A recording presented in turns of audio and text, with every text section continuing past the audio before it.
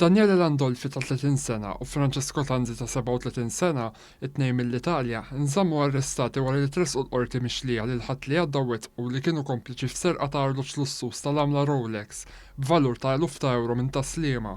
Huma kienu mixlija wkoll li kienu parti minn organizzazzjoni bil-ħsieb li wettqu reati kriminali u li ħadu sehem fl-attivitajiet kriminali tal-organizzazzjoni kriminali.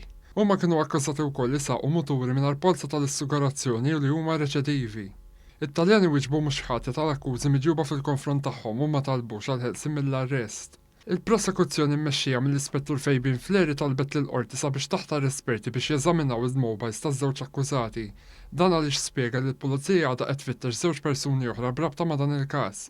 Il-qorti ma ċċettax it-talba iżda qalet li din għandha ssir quddiem il-maġistrat li se jisma' l-każ. Sajda Ġusidi ta' 42 sena u li tgħix San Pawl il-Baħar intbagħtet 4 xhur ħabs wara li wieġbet mhux ħati li kisset il-kundizzjonijiet tal-ħelsien mill-arrest il-ħadd filgħaxija. Fil-qorti intqal kif l-akkużata nstabet barra fl-10:20 ta' filgħaxija wara li suppost kellha tkun id-dar sad-9 ta' filgħaxija. Min-naħa tagħha l-imputata qalet li kellha tiltaqa' mal-avukat tagħha iżda din ma tfaċċax. Qalet li kienet se taqbad taxi biex tmur id-dar qabel ma nstabet mill-pulizija. Il-qorti jordat ukoll il-konfiska ta' 5,000 euro f'depożitu u garanzija personali dwar każ li għadu qed jinstema' fejn l-imputata qed tkun mixlija li darbet uffiċjal tal-pulizija.